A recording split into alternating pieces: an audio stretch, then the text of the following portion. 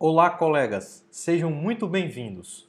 Hoje nós vamos apresentar para vocês o nosso novo curso de Semiologia Neurológica do Neuropost. Eu sou Wagner Cid e junto com o Ronison vamos aprender juntos detalhes muito avançados do exame neurológico que são fundamentais para a prática clínica. Primeira pergunta que te fazemos é, afinal, para quem é direcionado esse curso? E, na verdade, nós dizemos que é para todos os profissionais ou estudantes da área de saúde que tenham interesse ou que vão lidar com pacientes neurológicos. Então, um público extremamente abrangente que varia desde estudantes, estagiários, residentes ou até mesmo profissionais formados que estão querendo se reciclar, ver uma nova forma de olhar para a semiologia, que é isso que a gente quer passar para vocês.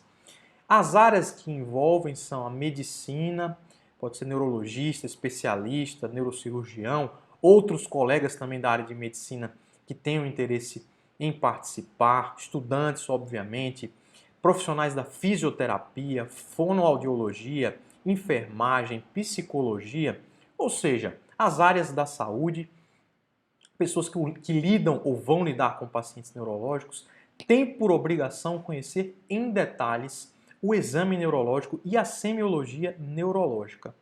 E uma pergunta que a gente recebe muito frequentemente também é: esse curso ele é para especialista, avançado, ou ele é um curso mais básico, beabá? Nós tentamos abranger, na verdade, o máximo possível da prática no exame neurológico. Então a ideia, a estruturação do curso é partir de princípios básicos, na verdade, e ir até conceitos extremamente avançados, tornando o curso o mais completo possível. Então, se você é estudante, você vai conseguir entender. Se você está com um nível de formação mais avançado, se você já está graduado, você também vai ter proveito desse curso em função da complexidade que a gente pretende atingir, pretende ser o mais completo possível e objetivo nesse curso. Mas ora, para que você precisa fazer um curso de semiologia neurológica nessa altura do campeonato?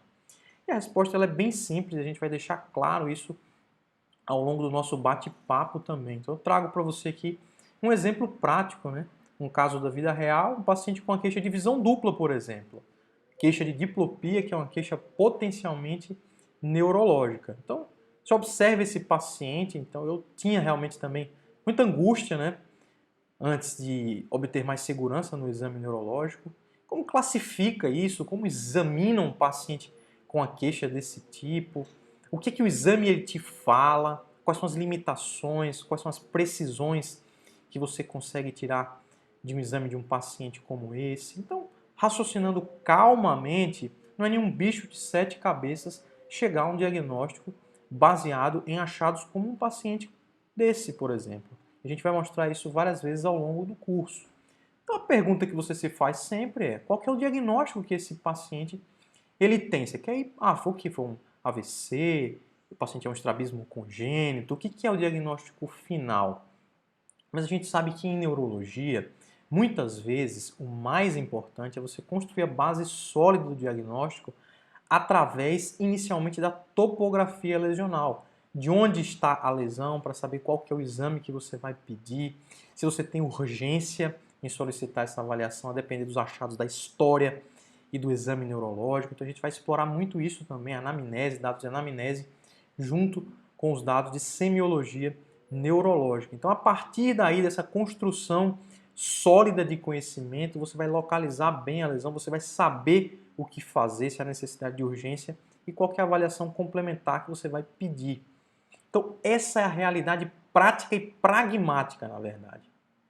Mesmo no século XXI, a ferramenta poderosa que a gente tem em nossas mãos, que só depende do nosso conhecimento, na verdade, é o exame neurológico, a semiologia neurológica, que é muito poderosa para topografar, para localizar onde está a lesão, para estabelecer diversos diagnósticos diferenciais e orientar a tua conduta na sua prática como profissional da saúde. Então, saber avaliar e interpretar com segurança o exame neurológico é crucial, é fundamental para uma adequada conduta diagnóstica em pacientes com sintomas neurológicos. Então, beleza, cara, mas isso todo mundo já sabe, na verdade, você está tentando reforçar aí, Wagner. Mas o estudo, na verdade, da semiologia, ele tem suas bases, são muito antigas, nós temos livros consagrados e é possível você estudar até sozinho isso, verdade? Olha, há controvérsias, tá? Eu vou te falar minha experiência prática, então, quando eu entrei na residência, eu não sabia nada de neurologia, absolutamente nada, foi ruim, foi um sofrimento para mim. Eu peguei inúmeras vezes, o livro de semiologia para estudar sozinho antes de começar propriamente a residência. E olha, foi um fracasso. Eu basicamente não conseguia terminar um capítulo direito porque existem várias limitações nesse estudo da semiologia neurológica que a tornam muitas vezes inacessível. Você pensa que é difícil, que é complicado, por algumas razões e vamos listar aqui. Na minha opinião, a principal é audiovisual. Quando você está lendo um livro, quando alguém está te passando uma informação verbalmente, é difícil que você traga essa informação para o seu aprendizado definitivo, é difícil que você absorva essa informação, melhor dizendo, sem que você veja. Então, por isso que a gente fala muito, né, na área da saúde. Você tem que ver, você tem que observar um caso e aí você vai lembrar no futuro. Você lendo muitas vezes, alguém te falando, te dando uma orelhada, isso não vai estar solidificado, não vai estar consolidado o teu processo de aprendizado. Então, há uma ausência de conteúdos audiovisuais de forma organizadamente definidos. Então, isso é uma limitação muito grande e eu lidei com isso. Os livros, eles têm uma leitura complexa. Então você vai pegar um livro de semiologia, não é uma leitura tipo uma revista, tipo um capítulo de outra especialidade um pouco mais prática, um pouco mais óbvia. Então esses livros, eles têm um grau de complexidade grande, uma leitura trabalhosa, você tem que ler várias vezes, às vezes você não entende bem e fica sem aquele aspecto audiovisual como nós comentamos. E muitas vezes também esses livros, eles começam a discorrer linhas e linhas de conteúdos ali que você não sabe o que é importante, o que não é, o que é firula, o que é excesso. Então os livros muitas vezes eles têm essa dificuldade de focar o que a gente quer saber na prática, o que é mais importante para o nosso dia a dia, o que é crucial. Esse foco é o que a gente pretende dar aqui. Não apenas focar em coisas simples. É isso que eu quero deixar claro para vocês. Nós vamos mostrar coisas raras, mas coisas importantes, sem adentrar em nuances, em rodapé de livro que não vai te levar a realizar diagnóstico diferencial importante de paciente. Nós queremos fazer um curso prático. Essa é a nossa marca, essa é a nossa linguagem. A gente quer tornar a linguagem da neurologia acessível, na verdade. Então, a demanda vem disso. Na nossa opinião, falta um curso completo que seja didático e que seja avançado, que seja o teu curso definitivo de semiologia neurológica. Você fez aquele curso, você está preparado do ponto de vista teórico, você tem as bases sólidas para lidar com pacientes potencialmente neurológicos. E a gente vê muito isso também, até alguns livros, né? É legal, bacana, interessante.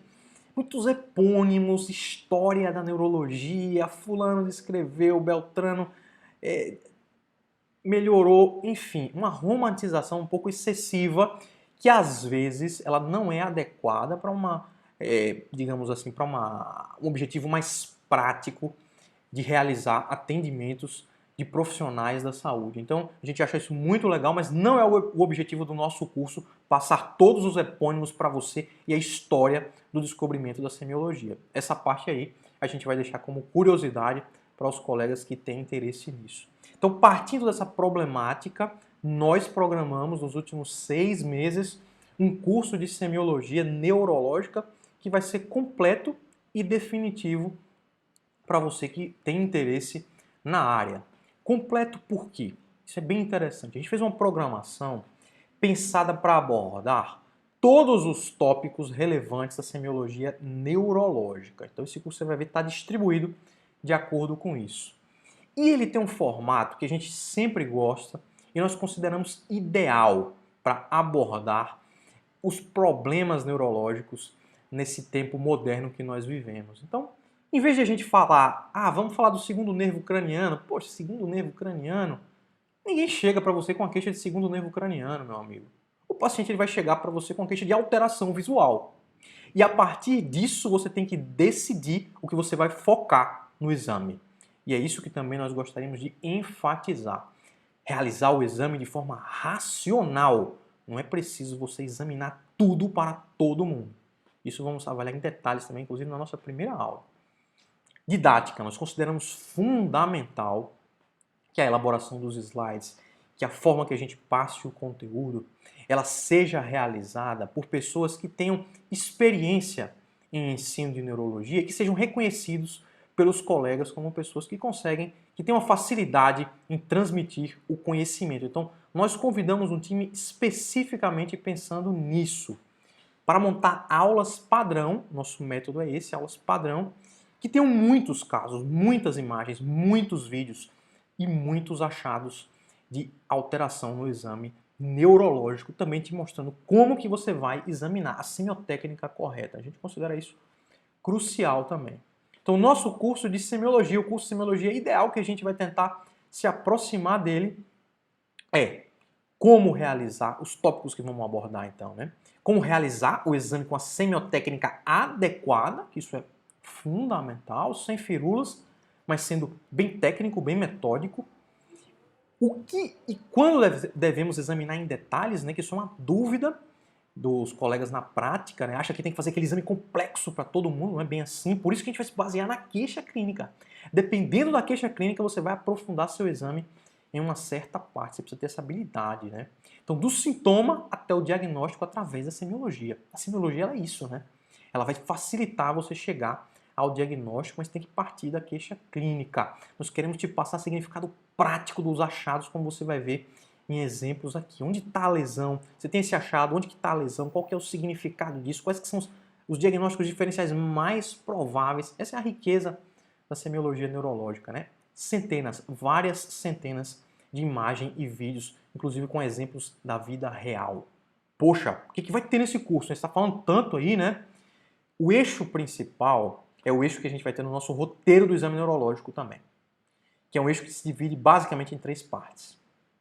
Exame dos nervos cranianos, exame somático e exame cognitivo, que muitas vezes é negligenciado e a gente vai dar uma força especial para a avaliação cognitiva, que ganha muita, mas muita importância no século XXI. Então nós vamos fazer aquele básico, né? A base nossa dos livros clássicos de semiologia, como por exemplo o De Jong. Esse conteúdo ele vai estar presente no nosso curso, mas nós invertemos um pouco a lógica. Nós não vamos começar apresentando para vocês simplesmente aquela forma tradicional de mostrar o exame neurológico. A gente vai fazer a lógica, que é partir de novo do sintoma clínico. Então, o nosso curso ele é baseado nisso, nessa inversão de lógica. E a programação completa, ela vai começar com a aula inaugural, mostrando o nosso roteiro do exame, a importância do exame neurológico, o que a gente considera fundamental para você direcionar na sua prática, por que você vai estudar o exame neurológico, quais são os princípios que vão te nortear. Isso é muito importante, saber o que está fazendo. A gente considera isso altamente relevante também. Depois, nervos cranianos, então a avaliação completa de nervos cranianos. Mas olha, a gente não vai colocar aqueles numerozinhos para você dos nervos cranianos, tá vendo? Então é paciente com perda visual, paciente com visão dupla, alteração de pupila, o que fazer, queixa de sensibilidade facial ou mastigação, paciente que tem paralisia facial, como examinar esses pacientes, vertigem e tontura, como devemos proceder na semiologia neurológica, queixas bulbares ou engasgo, alteração de fala. O que você faz com esses pacientes no dia a dia de forma bem prática, tá?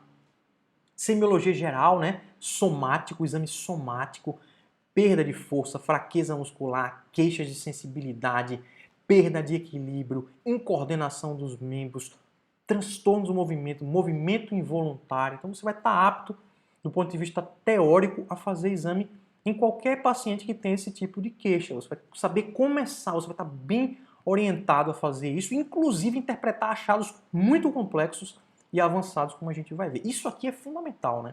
E está meio que fora dos livros de semiologia tradicional, né? Semiologia cognitiva. Isso a gente nota que muitos colegas têm dificuldade. Então vamos fazer um módulo extremamente reforçado de semiologia cognitiva, desde uma abordagem sistemática básica, uma queixa cognitiva, passando por avaliação do nível de consciência, coma, memória, linguagem, disfunção executiva, habilidade visoespacial, visoperceptiva, conceitos muito avançados de semiologia cognitiva também. É difícil você ver um curso de semiologia com a abordagem do cognitivo que a gente vai fazer. Então aí você já tem os 3 módulos básicos, nervo-craniano, você tem o somático geral, o cognitivo, mas a gente foi um pouco além também. Nós vamos passar para vocês um módulo bônus. Nós entendemos que existem também situações peculiares em neurologia que elas devem ser avaliadas de acordo com a circunstância, digamos assim. Por exemplo, o exame neurológico no AVC, na emergência, ele é completamente diferente. A gente vai ter aula disso com um especialista em vascular. Criança, meio que é um mundo à parte, mas os princípios básicos eles são semelhantes. Vamos ver uma aula sobre isso? Exame neurológico em criança? Muito interessante, fundamental. Transtornos funcionais psicogênicos. Pessoal, muitas vezes, precipitadamente, os colegas eles atribuem quadros neurológicos a transtornos funcionais ou psicogênicos. É fundamental esse tipo de aula, saber como examinar esses pacientes. Existe um exame neurológico todo direcionado para isso. Crise epiléptica, é verdade. Semiologia de crise epiléptica, dependendo dos dados da história ou até mesmo do exame físico, você pode sugerir com alta probabilidade a localização da crise epiléptica. Então vamos ter aula específica disso também. Poxa, aquele cognitivo lá foi muito grande, mas eu quero examinar rápido aqui na frente do meu paciente ali no consultório. Como que faz uma avaliação cognitiva breve, rápida, direcionada? Vamos ter aula disso também. Cefaleia. Cefaleia é queixa extremamente frequente que tem um exame que pode ser bem peculiar também. Exame anamnese. Então a gente vai fazer a aula também do exame cefaliátrico. Então, esse é o nosso curso, estamos apresentando o conteúdo e os responsáveis principais, nós somos os coordenadores, eu e o Ronison, a gente que é editor do Neuropost, mas trouxemos também uma equipe de jovens professores com reconhecida didática que são formados pelas maiores instituições do país em neurologia. Então esses colegas, eles vão abrilhantar muito o curso, principalmente em áreas que são mais específicas, como vocês vão ver. Mas a pegada é semelhante. Prática, didática, muitas imagens. Então, pra vocês não ficarem só com eu e o Ronison no enjoar da gente, trouxemos colegas que são até melhores do que nós em muitas dessas partes, que vão agregar muito, a gente vai até aprender com eles também, com essas grandes feras que estão aí na tela para você. Wagner, você fala demais, bicho, você está muito teórico. O que esse teu curso vai ter? O que esse curso de vocês vai falar, afinal? Eu vou te dar um gostinho aqui, se você está com tempo. Uma pílula de uma aula nossa, para te passar mais ou menos o modelo. O que você vai ver na prática. Então essa é uma aula que eu preparei já, inclusive, de nervos cranianos, relacionados à motricidade ocular extrínseca, intrínseca e ao sintoma visão dupla, diplopia. Então essa é uma pílula, um resumo de uma aula para você saber exatamente o que você vai encontrar nesse curso que você vai fazer o seu investimento. Roteiro da aula. Então vamos fingir que a gente está começando aqui uma aula de visão dupla sobre diplopia. O que a gente vai falar nessas aulas desse nosso curso? A maioria delas, né, isso pode se aplicar, na verdade. Algumas são mais peculiares. Mas a gente vai começar passando para você uma revisão, né? Revisão de bases neuroanatômicas e neurofisiológicas. Isso não é um curso de neuroanatomia, mas as bases, o resumo, ele é importante muitas vezes para você entender o que é crucial no exame. 2. Semiotécnica. A gente precisa passar para vocês isso. Como é que examina o paciente? Como que pega no martelo? Como que faz o exame da visão dupla, do paciente que tem visão dupla? Quais são os passos que você tem que seguir? Por outro lado, você vai se deparar com os achados semiológicos. Qual que é o significado deles? O significado prático dessas alterações. Vamos ver exemplo disso? Essa é a ideia. E a gente tem que saber abordar o paciente. Não pode ser estéril, não pode ser caso só vendo o sinal, só vendo a alteração, né? Decorando. Vamos fazer uma abordagem racional desse sintoma, a depender do que você examinou, do que você conversou com o paciente, do que você achou. Qual vai ser o fluxo de investigação? Onde que a gente vai chegar com isso? E nós terminamos, então, com questões baseadas em casos clínicos para você saber qual que é o seu nível de aprendizado no tema. Então vamos iniciar brevemente falando sobre isso, do curso de semiologia, uma aula, exemplo aqui de visão dupla. Isso é um resumo sei lá, talvez 2% dessa aula, essa é talvez a aula mais complexa, mais completa do nosso curso. Nós trouxemos aqui um resumo breve para você entender a ideia. Então, afinal, a gente tem dois olhos, né? Mas vemos só um objeto de forma geral. Então, nós temos esse princípio de ver apenas uma coisa, apesar de termos dois olhos. Isso é altamente complexo, tá, pessoal? A visão única, mas um princípio básico é: os olhos precisam estar alinhados para aquelas imagens caírem em locais semelhantes da mácula, da retina. A mácula é um local específico da retina de alta acuidade visual. Então, esse alinhamento ocular propicia isso. Quando cai em local semelhante da mácula na retina, o cérebro enxerga isso, interpreta isso, decodifica isso como uma imagem única. Por outro lado, se há um desalinhamento ocular, pela razão que seja, o que vai acontecer? A imagem ela vai cair em locais diferentes da retina, da mácula. O fato de cair em local diferente da retina e da mácula vai ser interpretado pelo cérebro de forma confusa como visão dupla. Então, olha que interessante. Diplopia ou visão dupla, ou alteração da motricidade ocular, esse é o problema básico. O desalinhamento gera essa percepção falsa de imagem dupla. Esse é o problema clínico que vai ser abordado nessa aula completa.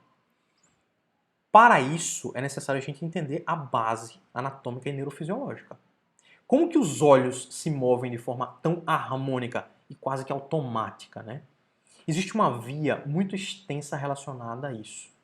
A via da motricidade ocular, que ela inicia, como tudo, no nosso córtex cerebral. Então essa via, não vamos entrar em detalhe aqui obviamente, mas ela tem um caminho. Ela percorre no encéfalo, no tronco encefálico, vai para um dos olhos, para músculos específicos da motricidade ocular, passa por um caminho muito longo no espaço subaracnoide, integra no tronco encefálico com o lado contralateral, com outros nervos da motricidade ocular extrínseca. Por isso que tem 3 nervos cranianos relacionados à motricidade ocular extrínseca, terceiro, quarto e sexto. E há então uma coordenação, uma harmonia perfeita para alinhar os olhos e realizar aquela movimentação de forma harmônica. Qual que é o problema? Se você tem lesão em algum lugar dessas vias, você pode ter visão dupla ou alteração da motricidade ocular extrínseca. Então, base dessa aula é isso. Pessoal, isso não é completo, tá? Só um resumo da aula para você entender a ideia. Depois, o que a gente passa? Para a semiotécnica. Afinal, como que você vai examinar um paciente que tem desvio ocular, que tem queixa de visão dupla? Existe um roteiro, existem passos consagrados para isso. A motricidade ocular ela pode ser dividida entre 2 pontos diferentes, intrínseca da pupila, extrínseca é mais relacionada ao movimento dos olhos mesmo. Então é um exame que pode ser muito, mas muito extenso. Precisa fazer para todo mundo? Nem sempre dessa forma. Pode ser mais simples, como veremos, mas dependendo da queixa do paciente, você pode precisar de técnicas avançadas. A gente vai explorar todas elas na nossa aula aqui. Eu vou te passar um exemplo do que a gente vai falar na nossa aula. Essa aula é bem longa, na verdade, tá? Mas um exemplo aqui para você prático, para você entender o que vamos te mostrar. Uma das coisas. O paciente ele tem visão dupla, beleza, você já viu que é uma queixa potencialmente neurológica. Poxa, mas não tem um desalinhamento ocular evidente aí. Você não está vendo o desalinhamento ocular. Pode isso? É possível? O paciente é funcional? É psicológico essa queixa de visão dupla? Muito cuidado, viu? Porque esse desalinhamento pode ser um desalinhamento latente, não claramente visível ao olho do examinador. E algumas manobras semiológicas elas são fundamentais para solidificar esse conhecimento. Então você viu que uma das partes ali do exame da visão dupla, da motricidade ocular, é avaliar as posições oculares, né? Conhecido como 9 posições oculares. E existe uma peculiaridade, uma forma de avaliar isso, avaliar a visão dupla de uma forma meio que subjetiva para você determinar se há realmente um problema nesses músculos, nessa via da motricidade ocular e de onde que está vindo o problema, mesmo se o paciente ele não apresenta um desalinhamento evidente. Isso baseado em princípios neurológicos, neurofisiológicos e semiológicos, inclusive. Então vamos dar esse exemplo para você. Ó. O paciente olha para a direita, está vendo só uma caneta. Ele olha para a esquerda, tá vendo duas canetas, ele está com visão dupla para a esquerda, né? Pior ao olhar para a esquerda. Você que é malandrão já em anatomia, você que está esperto em anatomia, você sabe que pode ser essa visão dupla horizontal, né, que a gente tem que classificar também, ela tem duas possibilidades, né? O problema pode ser nesse músculo que está puxando o olho esquerdo para fora, né? O reto lateral, sexto nervo abducente. Ou pode ser, na verdade, nesse músculo que está puxando o olho direito para dentro, o reto lateral, ou também inervado pelo terceiro nervo oculomotor, né? Parece difícil isso, mas a gente vai falar bem lentamente no nosso curso. E o problema prático ele é esse, na verdade, pessoal. Onde está a paresia, a fraqueza? Nesse músculo que está puxando esse olho para cá ou nesse músculo que está puxando esse olho para fora? Essa é a questão. Reto medial direito ou reto lateral esquerdo? O exame físico ele tem como te sugerir, ele tem como te indicar qual que é o problema? Tem várias formas de a gente fazer isso, tá certo? Uma delas é através das regras da diplopia. Existem regras associadas ao paciente que tem diplopia, baseado de novo em princípios semiológicos e neurofisiológicos. Você pode estabelecer isso. Então, uma coisa que você pode fazer é ocluir um dos olhos do paciente. A gente vai ver que isso é um passo muito importante na avaliação do paciente com diplopia. Paciente com visão dupla de origem neurológica, quando você oclui um dos olhos, já some uma das imagens. E olha nessa paciente aqui em questão, ó. Quando você ocluiu o olho esquerdo, sumiu, desapareceu. Quem desapareceu? A imagem que está mais para fora, a imagem mais periférica, a imagem mais borrada sumiu, né? Só essa informação aqui, ela já pode te dizer de onde veio o problema. Desapareceu a imagem periférica, falsa ou menos nítida. De onde que está vindo o problema? Onde que você localiza a lesão? Veja, é uma coisa bem simples, né? Um princípio bem simples. Existem regras bem definidas para isso, tá? As regras da diplopia. E uma delas é essa. A imagem falsa, a imagem periférica, a imagem menos nítida, ela vem de que olho? Do olho esquerdo ou do olho direito? Você vai aprender isso bem no curso, tá certo? Mas a imagem falsa, eu vou te falar aqui só para te dar o gostinho, a imagem periférica, aquela imagem mais de fora, ela vem do olho parético, ela vem do olho doente. Então, como você ocluiu o olho esquerdo e sumiu a imagem mais periférica, a imagem mais falsa, menos nítida, a paresia muito mais provavelmente ela está aqui no reto lateral do olho esquerdo. Se você ficou com dúvida, com certeza no curso você vai tirar essa dúvida, porque tem outras técnicas várias para a gente confirmar isso também. Então é um gostinho de semiotécnica que a gente vai passar para você, esses detalhes como você sair das situações de cilada na rotina do exame neurológico. Mas lógico, a gente não quer só mostrar filigrana de exame, né? A gente não quer ser teórico. Nós vamos mostrar para vocês achados semiológicos também, né? Estamos falando de visão dupla, vamos te dar um exemplo então aqui, ó. Esse paciente em questão também, aqui, ó. É um caso mais evidente, né? Que altera mais o exame físico, o exame neurológico. Preste atenção no paciente, ele tem uma visão dupla para a esquerda. Olha só como entortou o olho dele para a esquerda. Desalinhou. Óbvio, né? Teve um desalinhamento ocular evidente. Poxa, Wagner, não é óbvio então que a paresia é aqui desse músculo, esse músculo do olho direito, que não foi, que não seguiu? Mais ou menos, né? Mais ou menos, colegas. Realmente é evidente que esse músculo está com algum problema, mas de onde vem esse problema? Isso pode ser bastante variável, existem nuances associadas a isso. E existem quadros bem definidos. Reconhecer padrão semiológico aqui é fundamental. Você olha para isso, você já sabe onde está a lesão. É isso que a gente quer passar para você. Se você tem dúvida, se você não está seguro, se você quer aprender mais sobre isso, é porque o nosso curso pode te ajudar bastante também, tá certo? Então a dúvida prática aqui é, parece que o reto medial, aquele músculo mais do interior do olho direito, ele está parético, né? Como que você vai diferenciar, por exemplo, se isso é uma paresia do terceiro nervo, isso aqui não está escrito de forma bem adequada, né? Como que você vai diferenciar se isso é uma paresia do terceiro nervo, do nervo oculomotor, ou se esse paciente ele tem uma oftalmoparesia, por exemplo, internuclear? Wagner, nunca ouvi falar nisso. Bicho de sete cabeças. Não é nada, cara, é tranquilo. Com um princípio básico, semiológico, você vai ver que dá para fechar isso de forma relativamente direta, tá certo? Olha a dica para você aí, vamos brincar de forca, né? Como que diferencia isso? Uma oftalmoparesia internuclear e uma paresia do terceiro nervo, por exemplo? Uma localização diferente. Isso pode ajudar muito nas causas, no diagnóstico diferencial, né? Tem um achado semiológico que é bem peculiar. Ele estava ali na imagem. Espero que você tenha captado. Se não, em algumas semanas você vai captar isso muito bem juntos novamente, né? Então tem um achado semiológico ali que é crucial. Ele é praticamente definidor da oftalmoparesia internuclear. A gente vai comentar isso nessa aula. Beleza, cara. Oftalmoparesia nuclear, falou grego aí, eu já vi, mas quero relembrar, eu quero me aprofundar nisso aí, quero examinar melhor meus pacientes. Beleza, o importante é isso. Reconheceu o padrão, a partir daqueles princípios semiológicos, das dicas que vamos passar para vocês, baseadas, lógico, na literatura. Qual o significado disso, de uma oftalmoparesia internuclear? O significado é lesão de uma estrutura peculiar no tronco encefálico, fascículo longitudinal medial, que você sabe realiza a integração ali do olhar conjugado horizontal. Se está muito difícil, na aula vai clarear para você, tá certo? A ideia é passar só um exemplo do que a gente vai te mostrar. Isso aqui é uma amostra grátis. Diagnóstico diferencial, oftalmoparesia internuclear, lesão do fascículo longitudinal medial.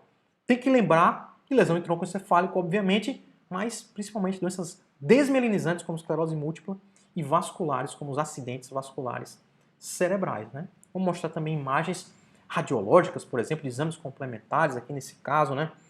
Confirmada a lesão daquela região do fascículo longitudinal medial. Então você tem uma correlação clínico-radiológica. E você sabe, né? Paciente como esse, veio com a tomografia normal. Quero nem saber, bicho.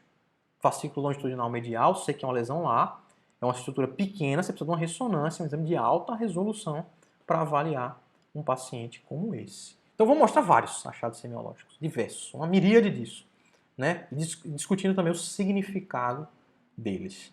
Mas beleza, cara, se você faz isso, fica meio perdido, né? Como até nos livros, é uma coisa solta ali, não faz muito sentido. E a gente quer amarrar isso. Na grande maioria das nossas aulas vai ser possível fazer também isso, uma abordagem prática desses pacientes, né? Então, beleza, o paciente ele teve uma visão dupla, ele tem uma diplopia, tem um desalinhamento ocular. A gente viu que tem uma via extensa. Nós vimos que o exame é complexo. Os achados semiológicos eles podem ser vários, alterados, né? Então, a importância clínica é muito grande porque esse é um sintoma relativamente frequente de pacientes neurológicos, né? Então, você sabe, você tem a base aqui que você já viu na aula, você sabe onde estão as potenciais lesões, né? Agora cabe a você identificar onde exatamente, refinar onde exatamente vai estar aquela lesão e para onde você vai direcionar, na verdade, a tua investigação, porque são muitas possibilidades diferentes. Então a gente vai organizar esse raciocínio e o princípio vai ser basicamente esse, né? Você tem a queixa com os dados da história e do exame, por isso que é importante você saber fazer um exame bom, porque aqueles dados vão ser fundamentais para você chegar a uma conclusão racional de investigação. O exame local, lógico, né? O exame que a gente está vendo é da motricidade ocular extrínseca, mas você vai fazer um exame das outras partes também, que pode te ajudar em algumas coisas, em juntar informações, né? E aí, por fim, vai haver um padrão, vai haver uma caracterização de padrão. Isso aqui é muito interessante, né? A gente tem essa capacidade na semiologia, caracterizar padrões. E esses padrões vão localizar, topografar, caracterizar síndromes, vão direcionar a investigação para o diagnóstico baseado na solicitação, muitas vezes, de exames complementares adequados, de forma, mais uma vez, precisa, né? E aí chega, por fim, no diagnóstico. Então a gente vai fazer sempre esse raciocínio. E olha só, a gente está falando de visão dupla, né? Uma dúvida da prática muito comum é essa aqui. O paciente está com visão dupla, é problema no olho? É do oftalmo? Problema no olho? Oftalmo ou neurologista? Pode ser os dois, né? O paciente primeiro ele sempre vai no oftalmologista aqui, porque é mais intuitivo. Mas a gente viu que, na verdade, existe uma grande via neurológica associada ao alinhamento ocular. Então pode ser oftalmológico, pode ser neurológico, a gente vai ver isso também. Então existem perguntas-chave para realizar essa topografia, se é oftalmológico, se é neurológico, se é no espaço subaracnoide, se é no tronco encefálico, se é um nervo isolado, se são vários nervos, o que é? Então tem perguntas-chave da anamnese que a gente vai comentar com você também. Olha só, crucial isso. A visão dupla piora ao fechar um dos olhos? Essa é uma informação importantíssima. Ele é a primeira pergunta da anamnese desses pacientes. você vai ver por quê, porque ela já dicotomiza, já diferencia completamente a investigação. Horizontal ou vertical, pergunta da anamnese pode te ajudar demais, auxilia muito o exame, na verdade. Pior, para perto ou para longe, poxa, isso tudo tem um racional, gente. Tudo tem um racional que vai te ajudar e tem que constar na tua anamnese para chegar até o diagnóstico. A direção que é pior, para cima, para baixo, para direita, para esquerda. Tem dor ocular? O olho está vermelho, o olho está pulado para fora, tem ptose, tem proptose, o olho está esbugalhado para fora do crânio, né? Então você veja que tudo isso pode te ajudar junto com o exame neurológico em visão dupla. Olha que coisa! Você pode caracterizar aqui na diplopia uma dessas topografias. E nós vamos falar uma por uma na nossa metodologia, no nosso curso. Você vai estar apto aqui para realizar uma topografia em visão dupla. Eu vou te falar, na maioria absoluta das vezes, é relativamente direto, tá certo? Caso desafio em neurologia, tem todo dia. A gente vê todo dia no nosso consultório, nos hospitais, por aí, tá? Mas esses padrões aqui, se você tem uma boa base teórica, eles são relativamente diretos de serem estabelecidos, tá certo? Você consegue chegar muito próximo de um diagnóstico através desse estabelecimento de padrão. Vamos falar um por um. Eu vou te dar um exemplo aqui. Uma das possibilidades de topografar uma diplopia é uma lesão no trajeto subaracnoide daqueles nervos, do terceiro, do quarto, do sexto, né? Uma paresia isolada de um daqueles nervos cranianos. Então elas têm um aspecto, essas paresias. Trago para você aqui como exemplo, como pílula, a paresia do nervo oculomotor, que é o que inerva mais músculos extraoculares, na verdade. Então o paciente que ele tem uma paresia do oculomotor, por exemplo, ele pode se apresentar para você com isso aqui, né? Com desvio do olho para fora, uma exotropia, né? Então esse desvio do olho para fora, resultante principalmente da paresia desse músculo reto-medial. Esse fica fraco, o abducente que está saudável aqui, o reto lateral saudável, puxa ele para fora. Então o paciente fica com estrabismo divergente, um paciente com a paresia do terceiro nervo. Mas olha que interessante, ele pode ter outras alterações associadas, ptose palpebral também, pela inervação do levantador da pálpebra, e pode também ficar com a pupila dilatada, ó, midríase. Então esses são padrões possíveis em pacientes com lesão do óculo motor. Ficar muito esperto para a pálpebra e para a pupila, que podem te ajudar muito na topografia, porque não estão associadas com os outros dois nervos, nem com o quarto, nem com o sexto, né? Mas olha que informação importante. O nervo oculomotor, ele tem uma distribuição peculiar das fibras.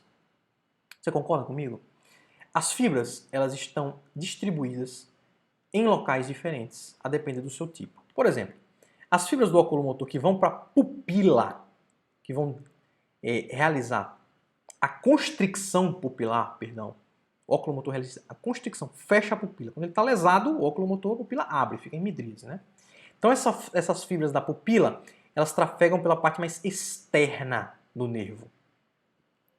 Ao passo que as fibras somáticas da motricidade ocular extrínseca que mexem os olhos, elas viajam pela parte mais interna do nervo. Olha que interessante. Por que isso é interessante?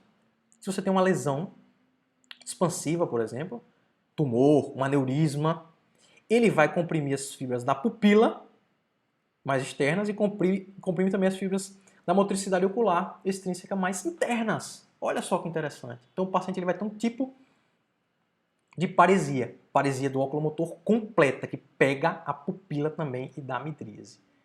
Aí fica esperto para lesões expansivas, tumores, aneurisma.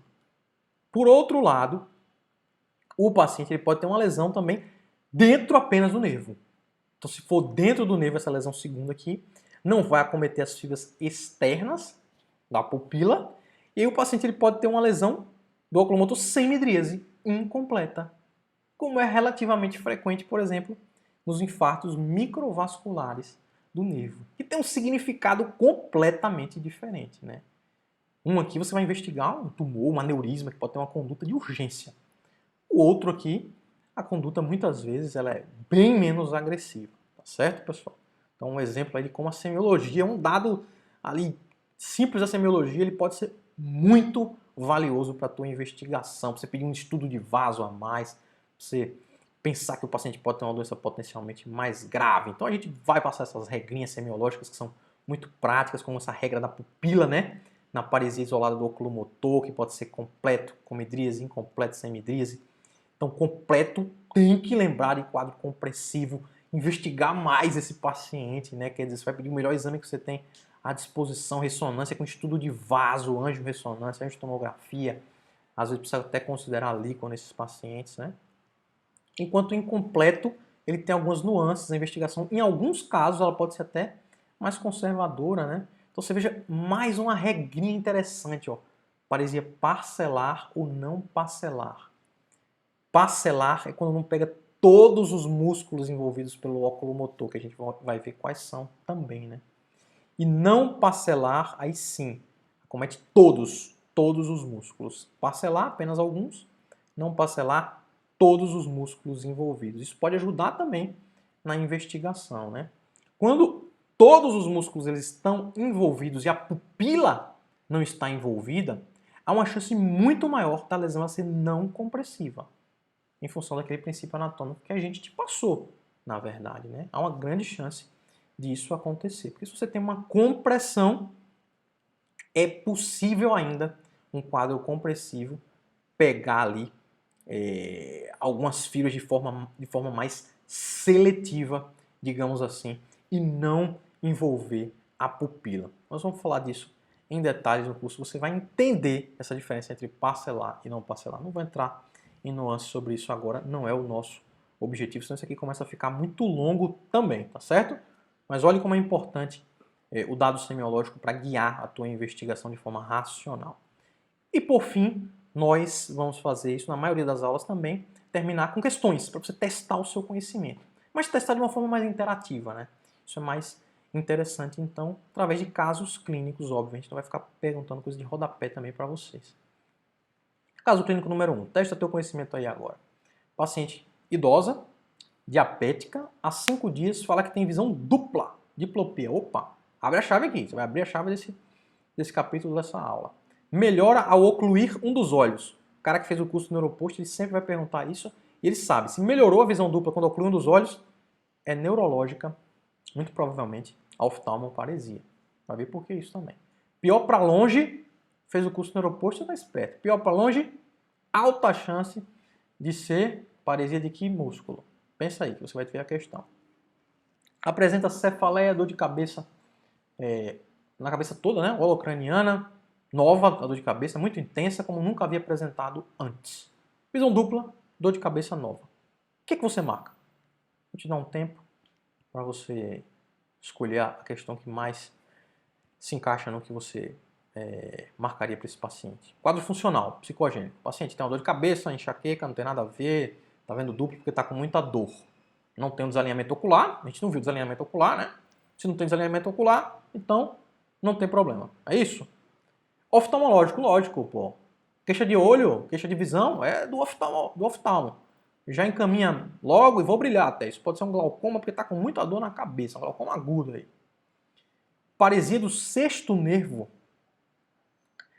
Etiologia microvascular. Não tem necessidade de neuroimagem. Já fui na semiologia mais avançada aí. Olha esse aqui que complicou bastante. Oftalmoparesia internuclear. Ressonância de crânio é o exame ideal pela hipótese de doença desmielinizante. Por último, isso é uma paresia do sexto nervo mesmo, mas aqui eu vou pedir neuroimagem pelo risco de hipertensão intracraniana. Qual questão você marcaria em um paciente com essa apresentação clínica? Então, isso que a gente vai fazer, vai te dar um tempinho, você vai escolher a sua opção e vai comparar com o professor. Então o professor vai comentar, a gente vai comentar essa questão para você e dessa forma é possível também que o teu aprendizado melhore do ponto de vista prático, né? A gente acredita muito nisso. Então sim, é uma paresia do sexto nervo, isso está claro, apesar de não haver um desalinhamento ocular, pelas características, principalmente da história, né? As características semiológicas da história. É neurológico porque ao ocluir um dos olhos, já te dei essa colher de chá aí, né? Quando você oclui um dos olhos e melhora a visão dupla, isso sugere muito um quadro neurológico, você vai entender por que isso. Pior para longe e para um lado específico, vai sugerir sexto nervo mesmo, né? Há uma alta sugestão disso. Oftalmoparesia internuclear você viu ali há pouco, é completamente diferente, né? É mais do reto medial o problema. Mas e aí? É microvascular? Por que você vai pedir imagem? Olha só, os outros dados eles são muito importantes também, né, pessoal? A gente não avalia as coisas isoladamente. Então o paciente tem uma cefaleia nova, nunca teve na vida uma dor de cabeça. Então o paciente tem uma cefaleia nova, isso é um sinal de alarme para algum problema neurológico também. Então, particularmente em um caso como esse, com sinal neurológico focal, paresia do sexto, cefaleia nova, você tem que investigar a cabeça do paciente, né? E no caso em questão aqui, eu concordo, há um risco de hipertensão intracraniana, né? O sexto nível é um nível suscetível à elevação de pressão intracraniana. Hipertensão intracraniana também pode causar dor de cabeça, cefaleia, né? Então lembrar dessa possibilidade, né, galera? Paresia do sexto nervo, com cefaleia associada, principalmente, né, pode sugerir hipertensão intracraniana. O início agudo do quadro, pode ser isso, pode ser várias coisas. Você vai pedir o exame de neuroimagem, pode ser um tumor, por exemplo, pode ser um sangramento na cabeça, mas você tem que lembrar de investigar o paciente de forma completa, né? E uma das possibilidades é trombose venosa cerebral. Então lembrar de pedir um estudo de vasos como esse aqui, a gente está vendo que essa paciente tinha uma trombose venosa cerebral, né? Então essa é a ideia de comentar as questões. Esse é o nosso curso, pessoal. Rapidamente, em uma pílula, um pouquinho de uma aula para vocês também, a organização do curso. Lembrando que essa, obviamente, não é uma aula completa, né, pessoal? Só para vocês pegarem a ideia. Tamo junto? Qualquer dúvida, entra lá, manda um direct pra gente lá no Neuropost, lá no Instagram. Vocês são muito bem-vindos. Será um prazer que a gente aprenda junto nesse curso. Você que vai ser aluno pode comentar, pode perguntar também. A gente estimula muito esse ambiente saudável de discussão. Um grande abraço e até algumas semanas. Esse curso ele é extensivo, vai ser liberada, as aulas vão ser liberadas semanalmente, tá certo? Então vai ter uma duração aí de mais de 3 meses. São muitas aulas, mais de 25 aulas, mais de 40 horas de aula. Até breve, nos encontraremos. Perguntem, sugiram, critiquem, fiquem à vontade.